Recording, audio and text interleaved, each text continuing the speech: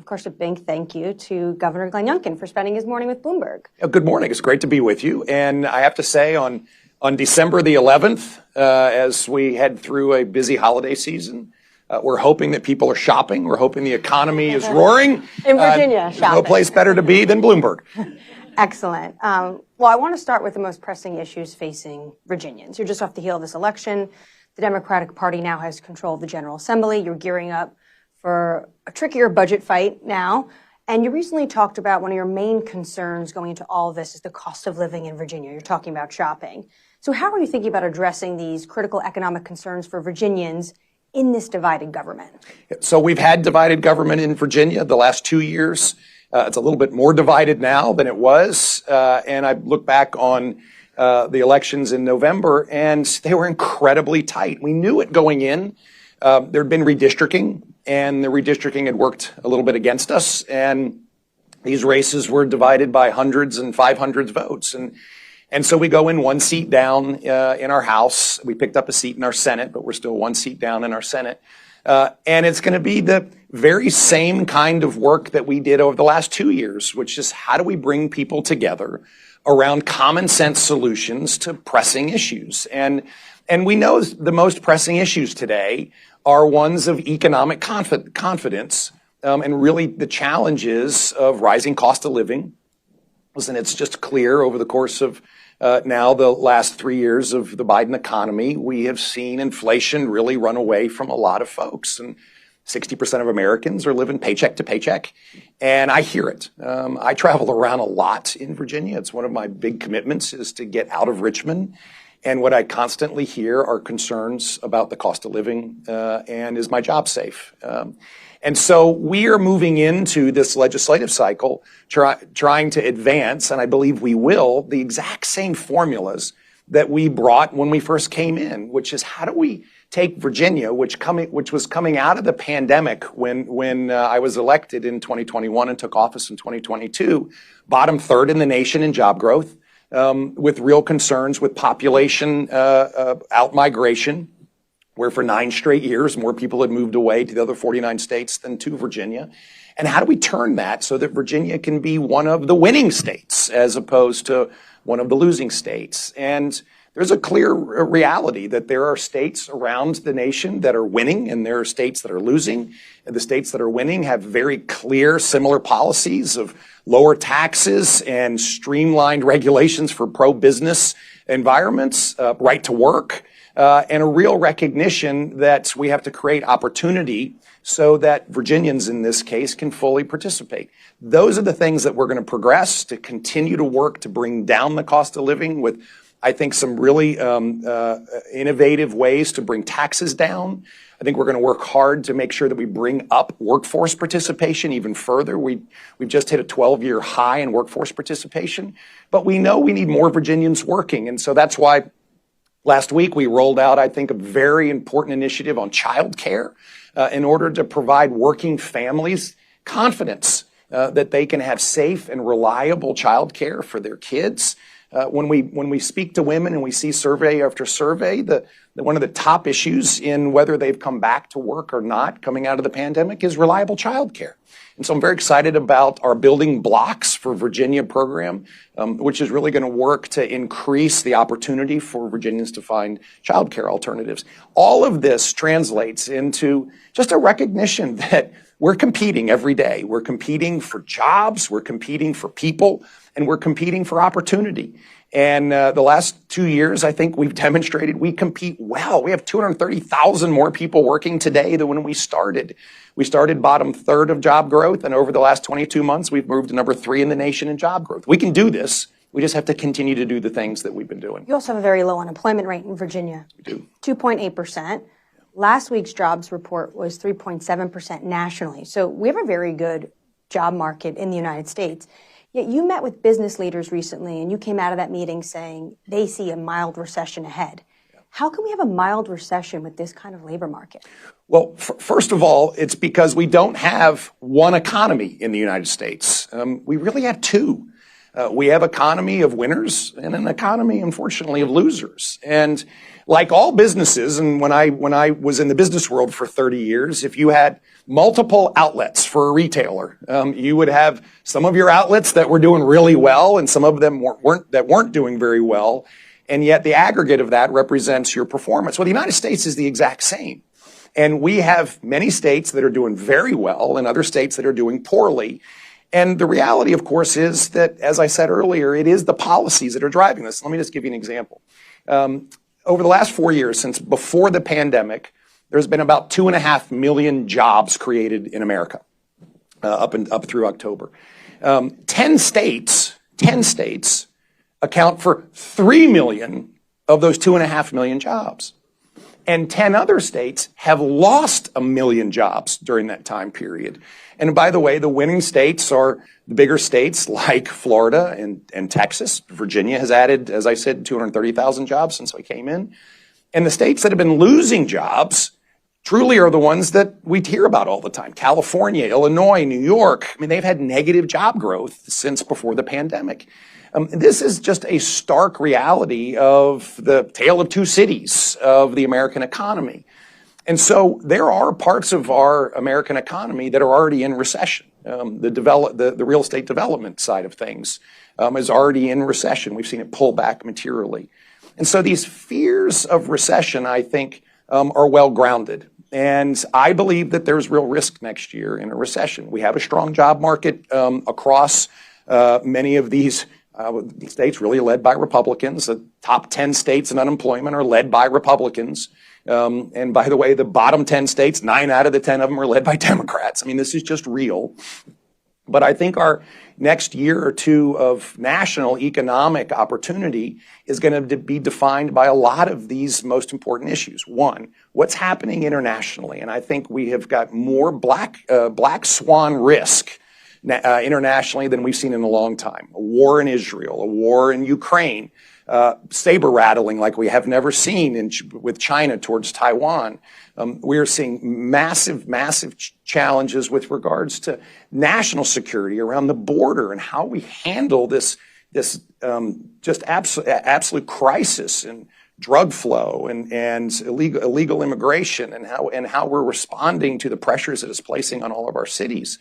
And yes, we're seeing interest rates that, while I believe the market is hoping that these come down next year, hope is not a strategy. And in fact, there's a big difference between markets and the economy. And in this case, I think interest rates will be higher for longer. I think it has a massive effect. So you don't think the Fed will cut next year? I think that the Fed will cut when we have a recession. And this is the reality of a mild recession that I expect that we will see next year. We're building it into Virginia's plans. And then finally, we've got a real challenge around reaching a budget agreement. And while there have been 2 postponements of this real debate, come January and February, we'll have it again. And I think that there's just a reality of there's a lot of distance between agreeing here. And so those factors all suggest to me that we do have risk of a recession. I hope we don't have one. We continue in Virginia to drive things that are expansive in policy so that we can have more jobs. But at the end of the day, I think that in Virginia, I know this. We are planning for a mild recession next year. I'm going to make sure that we're prepared. And if we don't have one, then Virginians will be a lot better off. You talked about these citizens leaving blue cities and blue states going to red states. You talked about that you're still dealing with inflation caused, I think in your view, by the Biden administration. Yet Republicans keep losing key elections. The Democrats won the General Assembly in Virginia. The Democrats won in Ohio. A Democrat governor won in Kentucky. Deep red. Well, he was an incumbent. in just this round, though, but also there was the midterm election. Everyone thought we were going to see a red wave, and we didn't. Why is that? Well, let me back up. So first of all, I would also add that there's now a new Republican governor in Louisiana. There was a new Republican governor last year in Nevada, and the year before there was a new Republican governor in Virginia. And so there really has been, I think, this centering around elections where we're seeing in purple states like Virginia this push and pull. And Virginia, I think, is very representative of the nation, where we are seeing the redistricting have an impact, but on top of that, very, very tight elections year after year after year. And I think this is representative of America.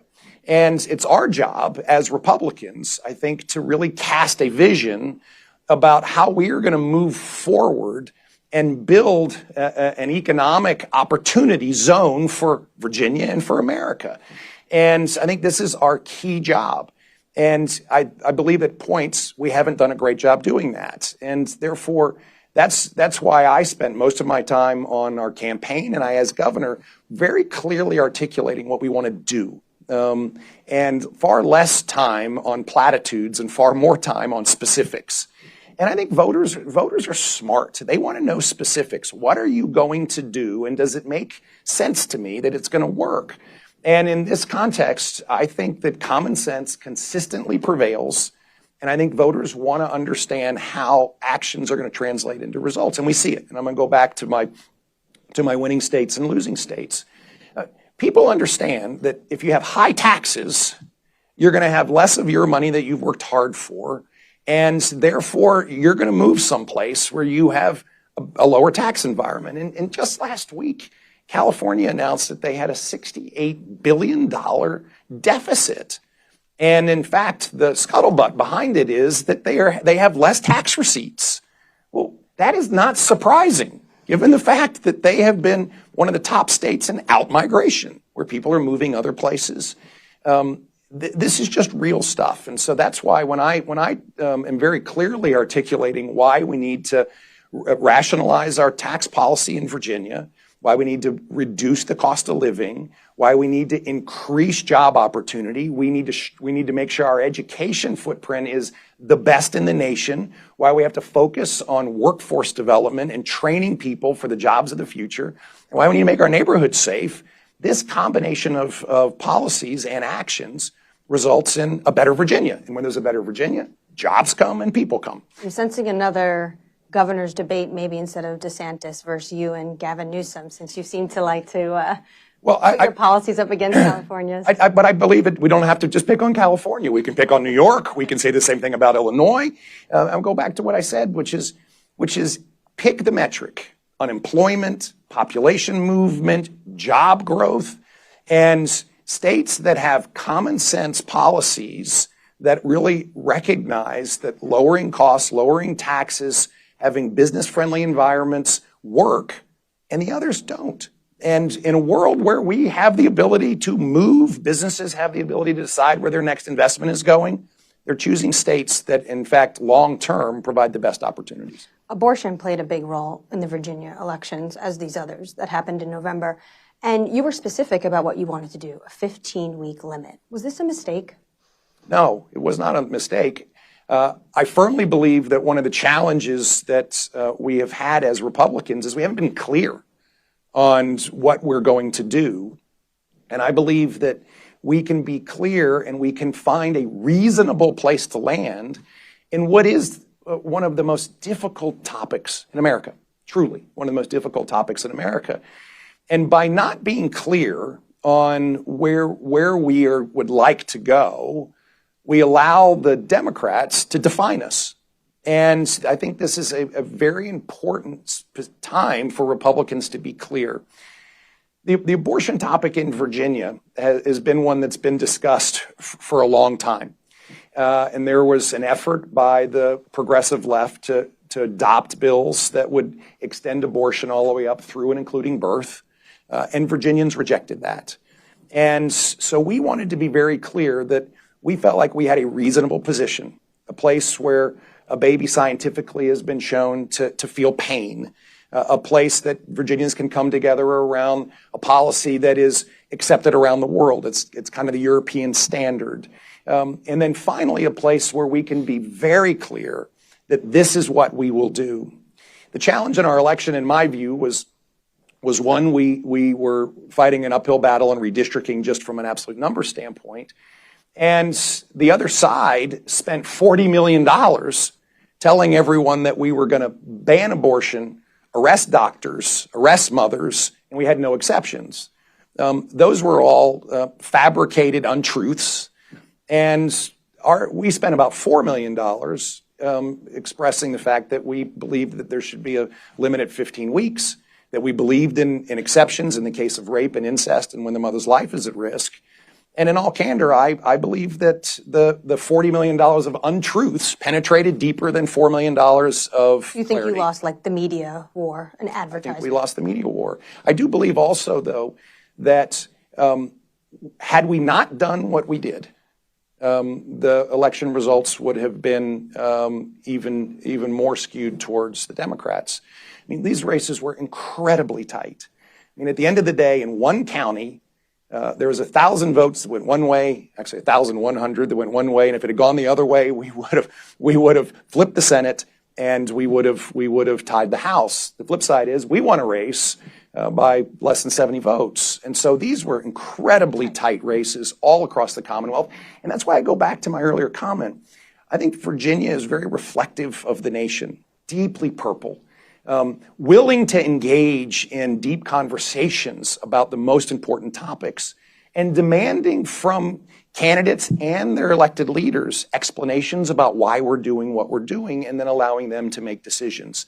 I think this has to be at least the future of my approach to being a Republican, which is I'm going to explain why we're doing it, how we're going to do it, and why it should result in good outcomes. And I think that voters deserve that.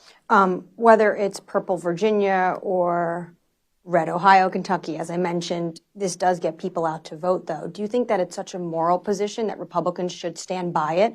Or because it loses elections, whether or not you're saying it's lies in the media, but it gets people out to vote and it loses for Republicans, is it something that they need to adopt a more liberal stance? I mean, Pew Research says 62% of Americans want to make sure that they have access to abortion, and they don't want it to be restricted.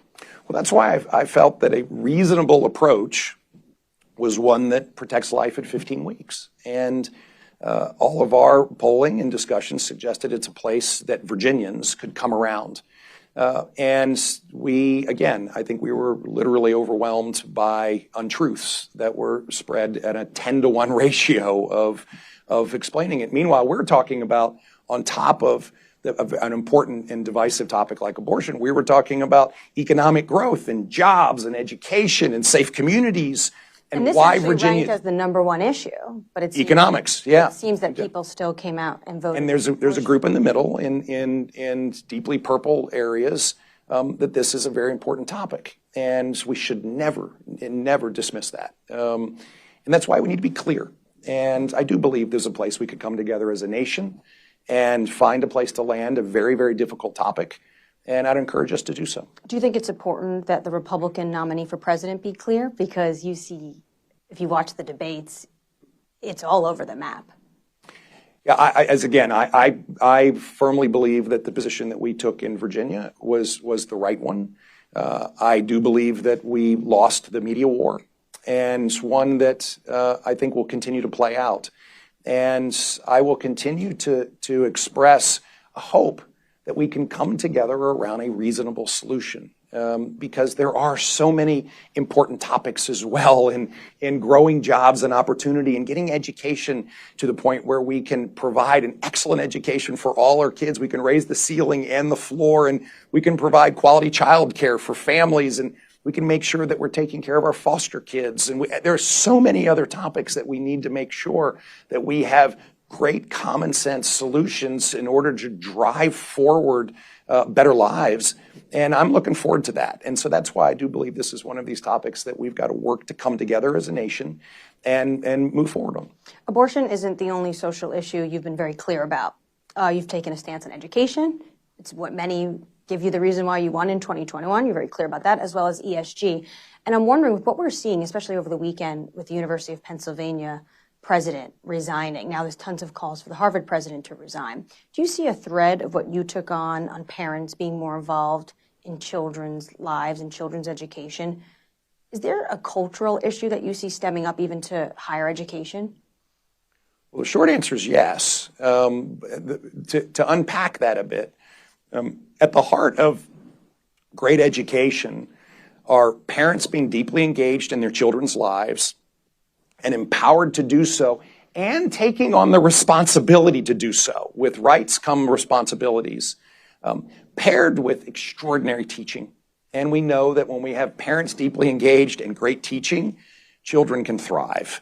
And so that's where we have been focused, which is empowering parents and asking them to be deeply engaged and making sure that we're supporting an academic framework. We've had the largest education budgets in Virginia, the last 2 budgets I've signed, in the history of the state, so that the resources flow as needed. And we've had 12% pay increases for teachers in the last 18 months. I mean, this is really important.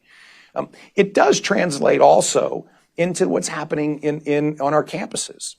And I think there's been a real recognition that our campuses have really begun, and it didn't just start recently, but it's been going for a while, to really suppress the whole purpose of a college campus. And that's to be able to express your views in a way that allows the sharing of perspective.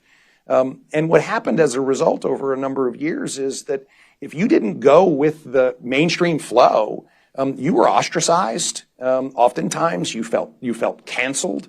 And on top of that, you were worried that you were going to be penalized both in the classroom and socially. And in fact, all the data suggests that we've got real challenges with regards to students feeling comfortable to express themselves. But there is an opposite side to this, which is I will protect our First Amendment right until the day I die. And I actually swore in a Bible that I will protect and defend our Constitution. But that doesn't mean you can say and do anything you want, particularly when you are espousing horrific hate speech and talking about literally annihilating an entire group of people. And this is wrong.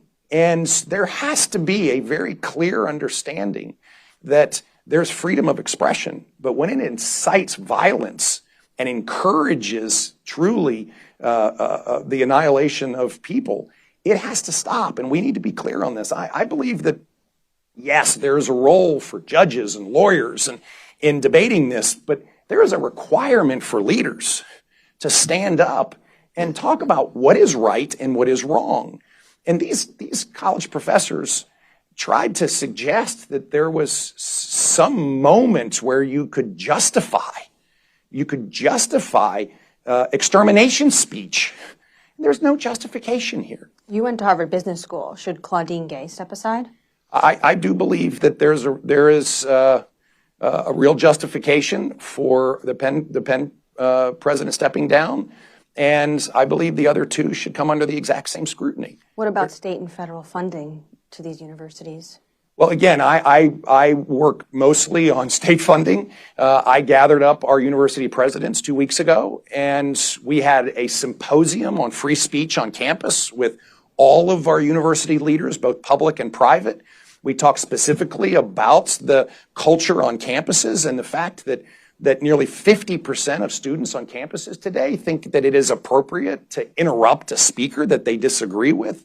A huge number of students think that it's appropriate to use physical violence to keep people from going to see a speaker they disagree with. I mean, this is an absolute cultural moment for us, which is to step forward and say, wait a minute, there are bright lines on how we behave. There are bright lines about how we express ourselves, and we will absolutely defend our constitutional rights every day.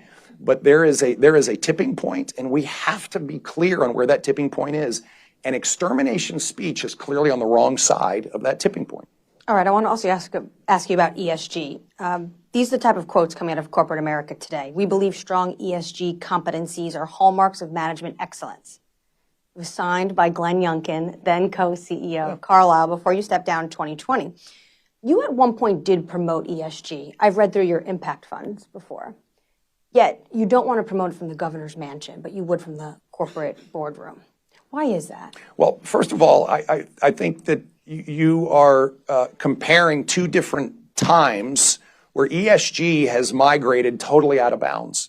So you think it's gone too far? Oh, it's gone way too far. But it has a place. I mean, there is no argument that promoting environmental responsibility, which is the E, and promoting social responsibility, which is the S, and promoting good, transparent governance, which is the G, are good things.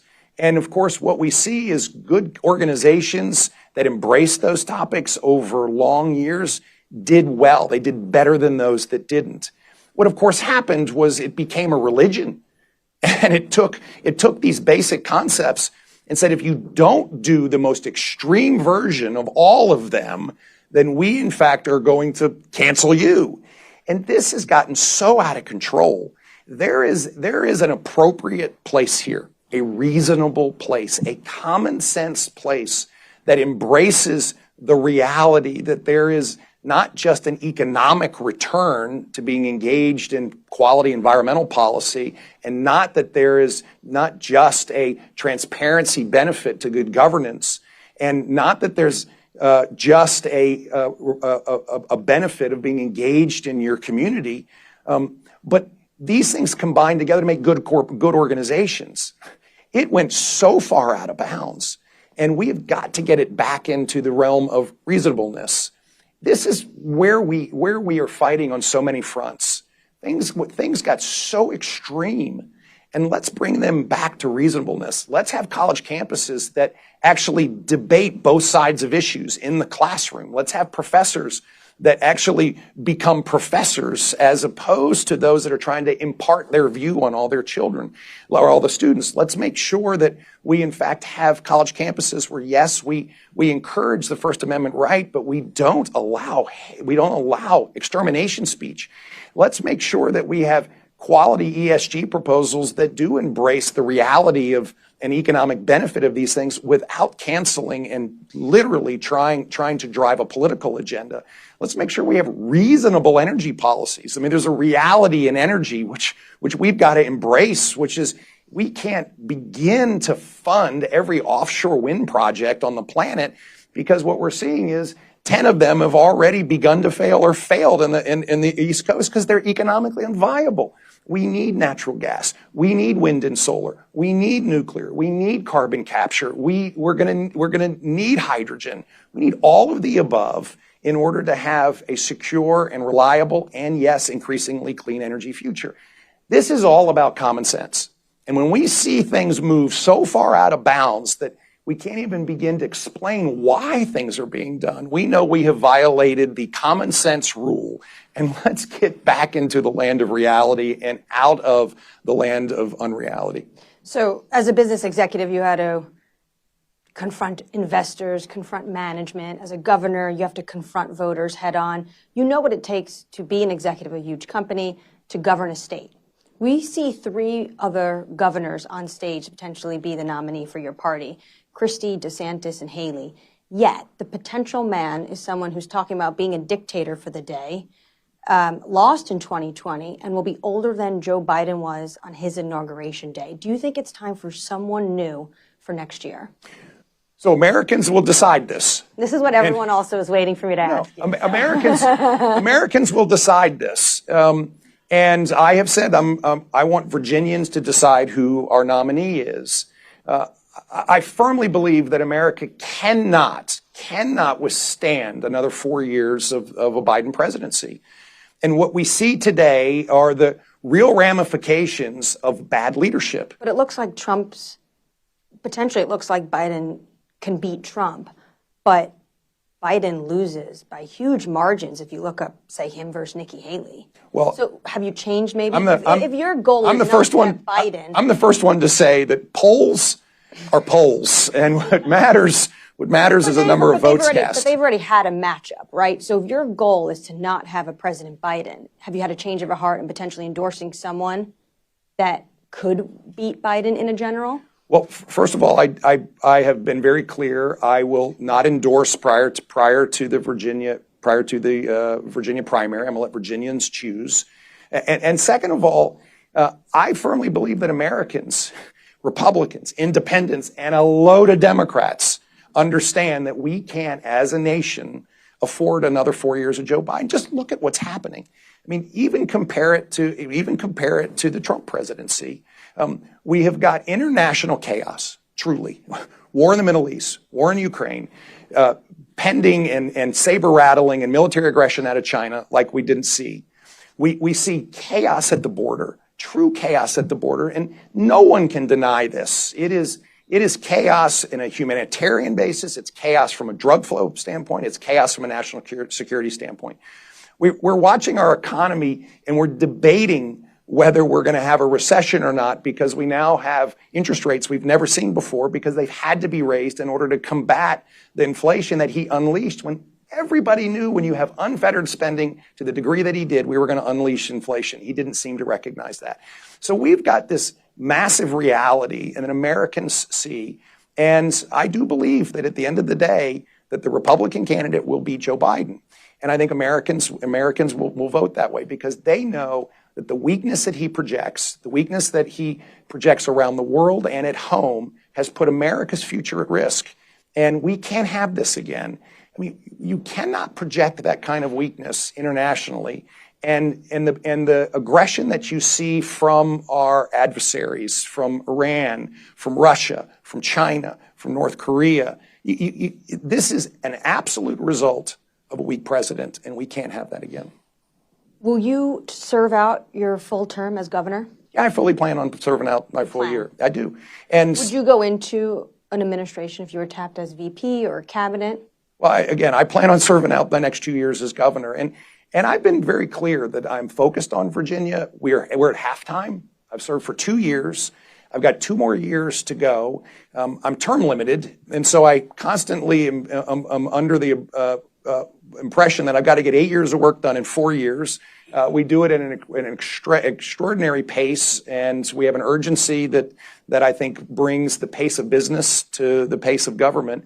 And we've seen huge change in Virginia in 2 years, and that is with split government. We have had split government. We've gotten it done. I believe we can continue to get it done, and I look forward to demonstrating, not just to Virginians, but hopefully to the nation, that in split government, in a purple state where we have to really negotiate everything, we can do all of the things that we need to do in order to drive a winning Virginia. And that's what I look forward to demonstrating. So this, and final, because I know we're out of time, but this leads us then to 2028. And David Rubenstein asked you, how many people a day are coming up to you asking you to run for president? And you said usually more than once.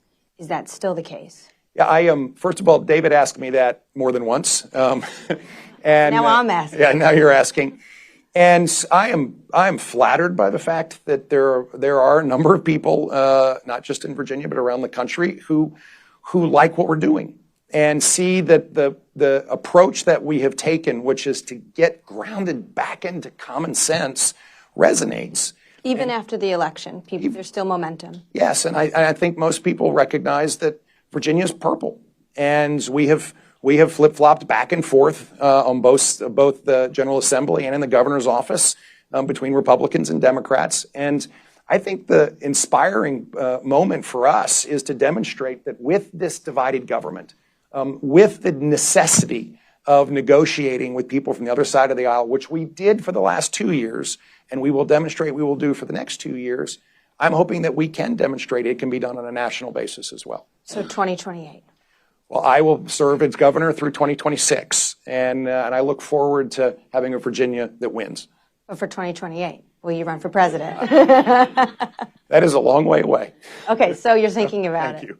And I have to say that one of the most enjoyable things is when someone very kindly comes up to my amazing wife, Suzanne, who is just an extraordinary partner and a great first lady, and says, what are you thinking about in the future? And she grabs me by the arm and walks me out the back door and says, we'll talk about that later. And so if she were here, she would grab me by the arm and she would say, thank you so much for the interview today. You have to get the wife and the kids on board before you make big decisions. Governor Glenn Youngkin, thank you so much for your time. Great. Thank you so much for being with us.